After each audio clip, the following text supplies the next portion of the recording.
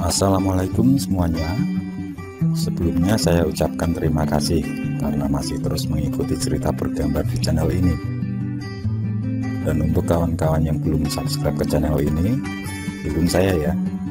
Klik tombol subscribe dan klik logo lonceng untuk bisa berlangganan gratis di video cerita bergambar selanjutnya. Oke, sebagai imbalannya kali ini saya akan coba menggambar sekaligus bercerita tentang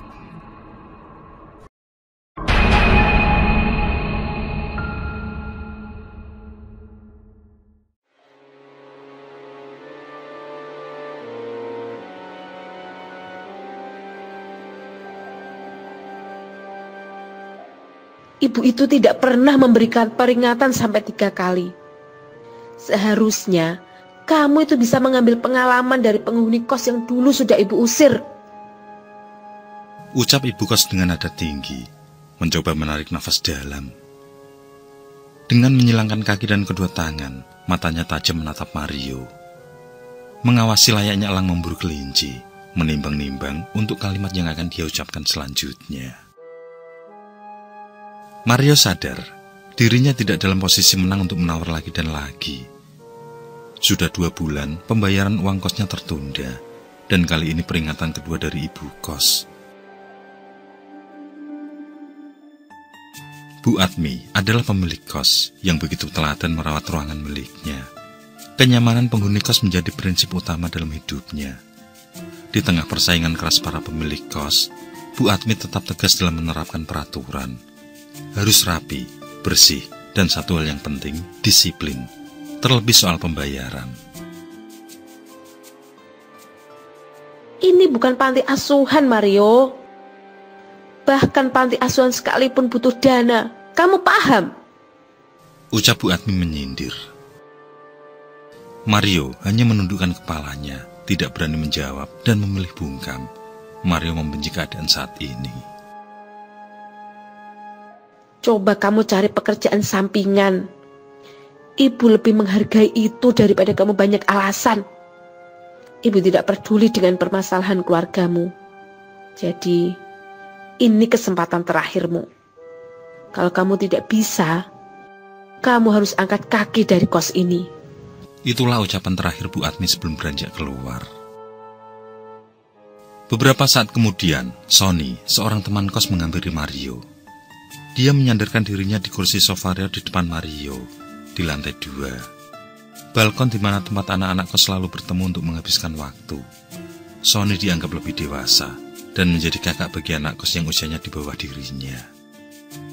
Sony juga yang sering menawarkan bantuan untuk anak-anak kos yang merasa kesulitan. Tampak raut wajah lelah dan kalut Mario. Meski begitu, sebisa mungkin dia tidak akan merepotkan orang lain. Sony yang mengaku mendengar perbincangan dengan Bu Atmi menawarkan bantuan. Tapi Mario menolak. Dia akan bertanggung jawab dengan semua itu. Lantas dia menceritakan tentang niatnya mencari pekerjaan lain, sesuai apa yang diinginkan oleh Bu Atmi. Aku ada kerjaan jika kamu mau, ucap Sony. Mendengar penawaran itu, Mario bertanya penasaran. Sony pun menjelaskan tentang pekerjaan tersebut. Dengan serius Sony memberitahu kalau Mario akan dijadikan pengantar barang. Hanya saja, sebagai alat transportasi tidak boleh menggunakan mobil. Melibatkan teman, juga tidak diperbolehkan memakai sepeda motor. Akan tetapi dengan bersepeda ontel. Sedangkan hari kerjanya adalah hari Sabtu dan Minggu, di mana Mario tidak berkuliah. Untuk gajinya terbilang besar, jauh dari upah minimum. Mendengar cara kerja yang agak aneh itu, Mario menggaruk-garuk kepalanya yang tidak getal sama sekali. Dia menimbang-nimbang tawaran Sony. Matanya menerawang sambil menyilangkan tangan di depan dadanya dan berpikir sejenak. Biar kamu makin yakin, duitnya aku kasih di awal. 2 juta utuh tanpa cacat. Gimana? Sekalian juga olahraga, Mar. Akhirnya Mario mengulurkan tangan tanda setuju. Dia ingin membereskan masalah keuangan yang selama ini selalu minus. Sony menyambutnya dan mereka berjabat tangan. Wajah kalut itu sudah lenyap dari Mario, berganti kegembiraan menyelimuti hatinya. Dia tidak tahu kalau Sony tidak benar-benar jujur dan menyembunyikan fakta lain dari pekerjaan itu. Fakta yang membuat anak kos yang menjadi karyawannya dulu pindah dari kos Bu Atmi begitu saja.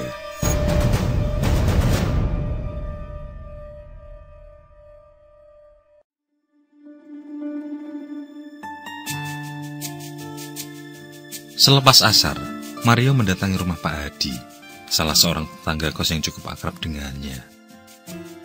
Dia berniat meminjam sepeda dari Pak Hadi, sebuah sepeda tua seperti zaman penjajahan dulu, yang sudah mulai berkarat dan ringkih, seakan-akan ditendang sekali saja akan hancur terlepas semua. Sebelumnya, Mario hendak meminjam sepeda salah seorang anak kos. Rencananya, Mario akan meminjam sepeda itu, sepeda yang lebih keren dan tangguh. Sebagai gantinya, dia akan meminjamkan sepeda motor miliknya. Tapi keberuntungan tidak berpihak padanya kali ini, karena si anak kos tidak bisa berkendara sepeda motor. Mario memandang sepeda tua itu lagi dan lagi. Sementara Pak Hadi sedang sibuk memandikan burung perkututnya. Walau ragu, tapi Mario percaya kalau Pak Hadi masih merawat sepeda itu dengan baik. Setelah kembali mengecek setiap bagiannya, dia pun pamit kepada Pak Hadi sambil menaikinya, siap untuk mengantarkan barang pesanan dari Sony. Sandal gunung hitam melekat erat di kakinya, tidak lupa celana army hijau tua dengan banyak kantong untuk mengisi setiap perbekalan. Sebelum siap untuk kayuhan pertama, Mario membenarkan lagi topi gratisan dari lomba jalan sehat yang pernah diikuti bapaknya. Tidak lupa kaos putih dengan logo Garuda berwarna merah di bagian dada, menemaninya menembus angin di sore tepat jam 4. Terakhir, dia menggoyangkan tasnya yang ada di punggung, meyakinkan dirinya sendiri kalau barang yang akan diantarkan memang sudah tersimpan rapi. Sony melarang Mario untuk tahu lebih jauh tentang barang yang diantarnya. Sony berpesan kalau dia cukup mengantarkan saja pada orangnya. Sony sudah memberitahu ciri-ciri Mario pada si pemesan. Jadi jika sampai tujuan, maka orang tersebut akan mendatanginya. Pesan lain dari Sony adalah, jangan pernah membuka barang pesanan karena alasan apapun. Si pemesan tidak mau jika ada orang lain selain Sony tahu. Dan jika itu terjadi, maka perjanjian batal. Benda itu dibungkus rapi dalam kotak kayu ukuran coklat tua, dengan liuk-liuk seperti gelombang air dan kain mengkilat berwarna kuning. Mario sempat berpikir, jika bisa saja barang yang diantarnya adalah barang terlarang. Tapi mengingat sudah sering dirinya masuk ke kamar Sony, sudah lama mengenal Sony sejak masuk ke kos Bu Atmi, jelas tidak ada barang-barang semacam itu. Kalaupun ada barang-barang yang diantarnya adalah barang-barang terlarang, maka akan tampak bukti-bukti kecil berserakan di kamar Sony. Tapi ini sedikit pun tidak ada, layaknya kamar kos biasanya. Maka pikiran negatif dibuang jauh-jauh.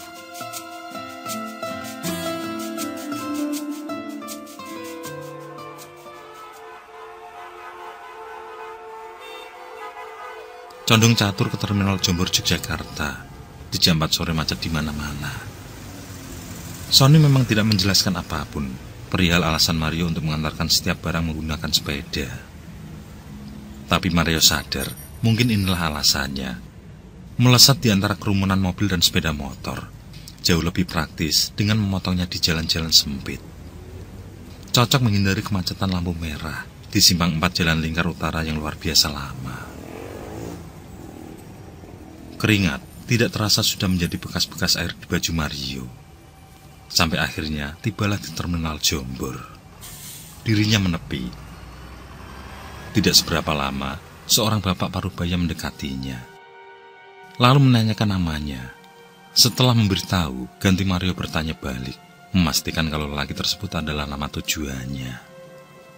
Dia tidak mau jika keliru di pengalaman pertamanya. Setelah keraguan terhapus, Mario mengangguk sambil tersenyum. Dia segera menyerahkan benda itu. Bapak Tono memegangnya dengan tersenyum dan sangat hati-hati. Bahkan mengusapnya, seperti mengusap sesuatu yang sangat berharga. Tidak dicek dulu, Pak? Tanya Mario sebelum bergegas pergi. Seketika raut wajah Pak Tono berubah merah padam, seakan ingin menghardik Mario. Sadar jika dirinya telah salah bicara, bergegas dia pamit lalu mengayuh pergi menjauh. Pikirannya berkecamuk dalam perjalanan pulang. Kali ini, dia tidak melewati jalan-jalan sempit untuk sampai ke kos, menyusuri Lingkar Utara, beradu cepat dengan sepeda motor yang berhasil menyalip. Ribuan tanya mendadak mengisi kepalanya. Mario mencoba mengalihkan rasa cemas itu. Lebih baik menikmati saat-saat sore menjelang senja yang sendu. Baginya, bersepeda ternyata lebih menyenangkan daripada yang ia duga.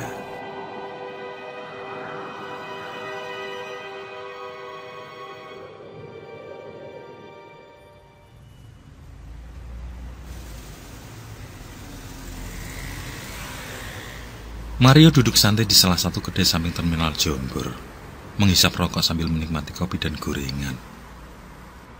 Sudah memasuki bulan keempat, Mario terus mengantar barang-barang yang telah dipesan oleh konsumen Sony. Dan selama itu, Mario hanya bisa melihat wujud bungkusannya saja. Semua punya pola yang sama, terbalut kain mengikat dengan warna yang bermacam-macam. Isinya tetap tidak diketahui, bentuknya juga bisa bermacam-macam. Semua adalah rahasia, dan hanya Sony yang mengetahuinya. Sekarang, Mario mulai bisa menabung, dan mengabari ibunya yang ada di Bogor untuk mengurangi uang bulanan yang biasa ia terima. Mendengar Mario bekerja paruh waktu membuat ibunya cemas. Mario meyakinkan kalau pekerjaan yang dijalannya tidak pernah mengganggu kuliahnya. Bahkan kini, Mario sudah bisa membeli hadiah untuk ibunya, termasuk membeli sepeda. Walau sepeda bekas, tapi jauh lebih baik dibandingkan dengan sepeda milik Pak Hadi yang sudah tua. Mario mulai mengerti kalau dunia tidak seburuk yang ada dalam prasangkanya. Yogyakarta, salah satu kota yang menurutnya menarik. Apalagi menjelajahi sore dan Sabtu pagi ke tempat-tempat yang belum pernah ia kunjungi sebelumnya. Lokasi terjauh yang pernah ia tempuh adalah mengantar barang sampai ke Candi Prambanan. Waktu itu, Mario sempat menolak permintaan Sony.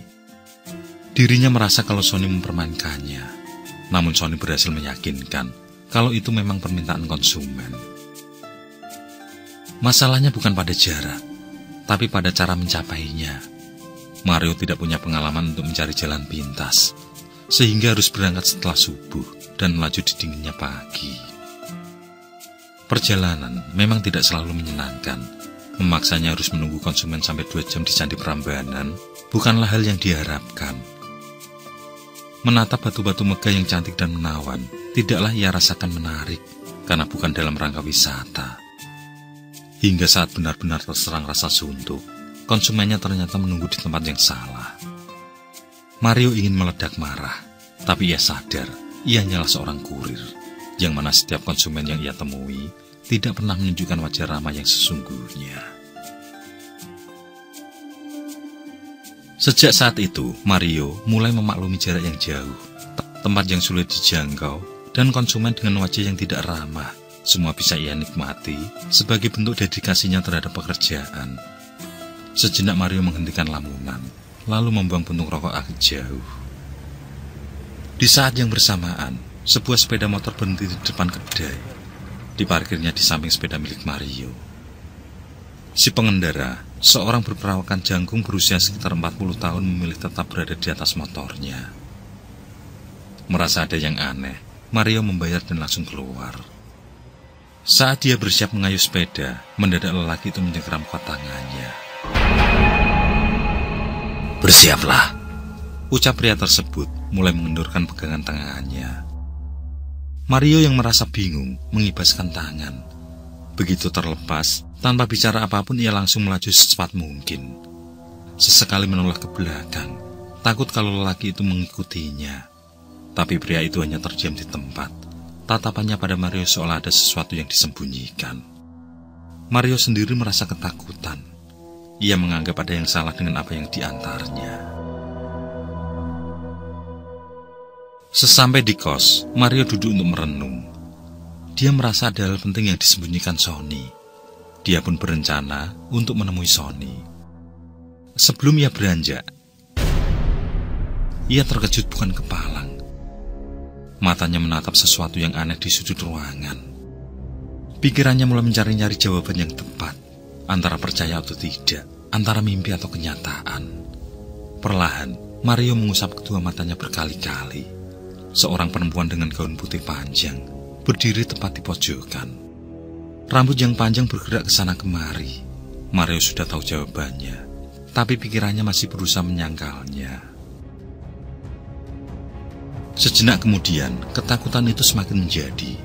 Suara detak jantung sampai ke telinganya. Ia merasa lumpuh. Tubuhnya kaku seperti tersihir dan membeku. Mario seperti dipaksa untuk menyaksikan sosok itu, yang membuka tabir wajahnya, menyibakkan rambut yang menutupi seluruh raut muka. Tangannya pucat penuh luka dan membiru, sedangkan kulitnya terkelupas dengan darah mengering. Seperti tubuh seorang yang telah meninggal dunia karena tenggelam. Kini, wajah itu tampak seutuhnya. Tidak memiliki mata, mulut, hidung, benar-benar rata. Lantas bau amis bercampur semerbak harum bunga menampar penciuman Mario. Di saat itulah sosok tersebut lenyap entah kemana. Mario sendiri masih sangat ketakutan. Berulang kali dia menoleh, melihat ke setiap sudut ruangan. Takut kalau sosok itu masih berada di sana. Begitu yakin keadaan aman, dia pun berlari menemui Sony.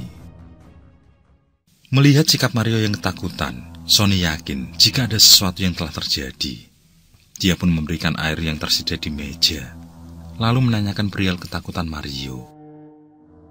Setelah Mario menceritakan panjang lebar, Sony terdiam. Dia menerka-nerka. Kapan tepatnya Mario bisa melihat sosok makhluk halus itu?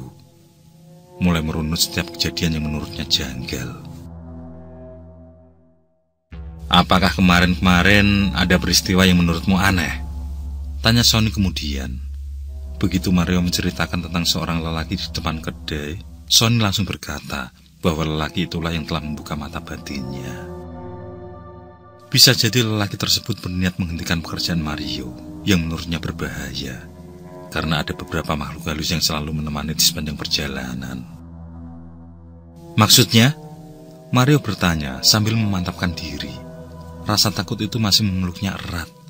Pikirannya berimajinasi pada hal yang mengerikan.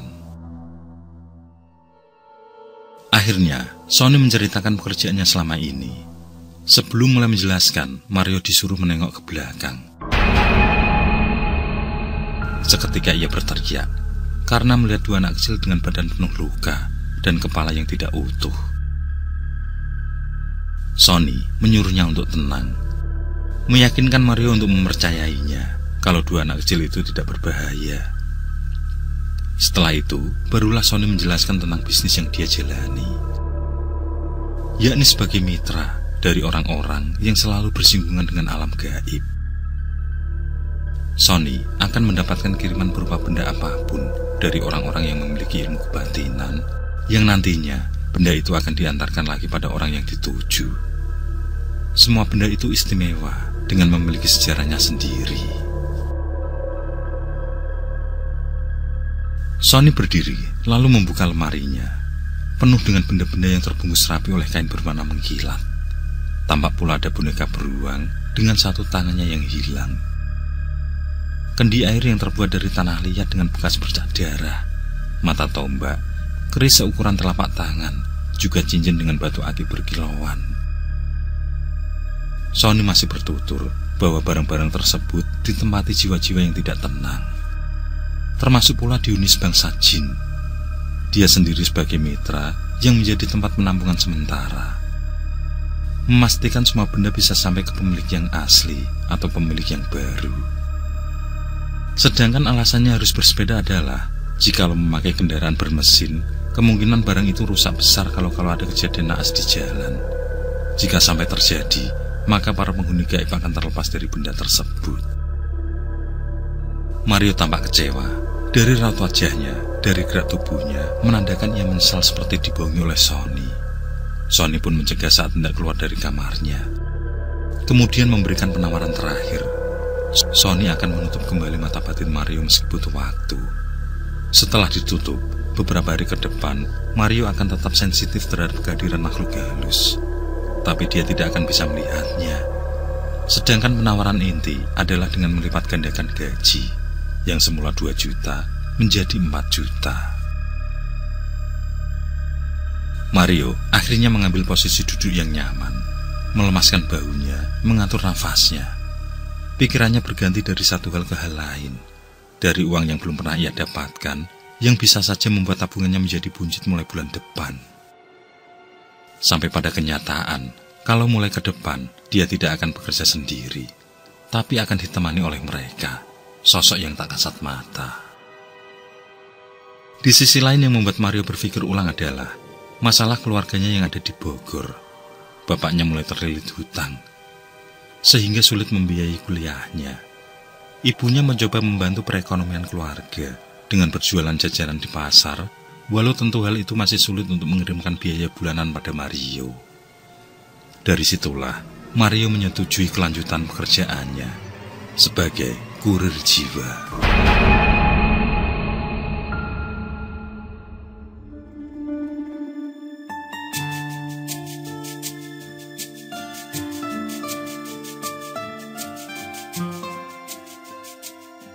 Mario kini lebih sibuk dengan skripsinya, tugas kerja lapangan, dan juga mengikuti setiap seminar dan kursus demi mempersiapkan masa depannya sendiri. Sesekali makhluk itu muncul di hadapan Mario, mencoba menarik perhatian, mengajaknya bicara, atau benar-benar mengerjai. Mario memilih mengabaikan, berharap mata batinnya segera tertutup sempurna. Mario juga merupakan yang paling tua di kos Bu Atmi. Sepeninggal Sony, kos memang sepi. Tidak ada lagi balkon yang ramai dan digunakan untuk sekedar minum kopi dan makan gorengan. Semua sudah berganti. Tentu, makhluk-makhluk itu sudah tidak menampakkan dirinya lagi. Mario hanya merasa sepi, dan sepi itulah yang mengambil porsi ketakutan dalam dirinya. Dia belajar satu hal baru. Ketakutan itu bisa sangat menyenangkan, tapi juga memuakkan. Terkadang datang di saat yang tepat, menyelamatkan dirinya, atau malah di saat yang tidak tepat, membuatnya menderita. Ingatan bersama Sony juga sering melintas, tentang sepedanya yang melaju kencang, saat yang ikut bersamanya adalah sekumpulan anak-anak berkepala pelontos. Semuanya berebut untuk bisa ikut menginjak pedal sepeda. Perasaan campur aduk itu mulai Mario pahami untuk dirinya sendiri. Dia menyadari, mungkin itulah sudut pandang yang lain, tentang angin yang berembus di sore hari, yang ternyata tidak hanya dirinya yang menikmati. Tentang keindahan senja hari, yang ternyata juga sangat dinanti oleh mereka, sebagai pergantian waktu dari beraktivitas dengan manusia di bumi. Semua tampak begitu senada, seirama, dan mengalun mesra. Air mata Mario jatuh, entah karena kengerian yang tidak dapat ia bendung lagi, atau karena syukur dengan pengalaman yang tidak akan terulang kembali.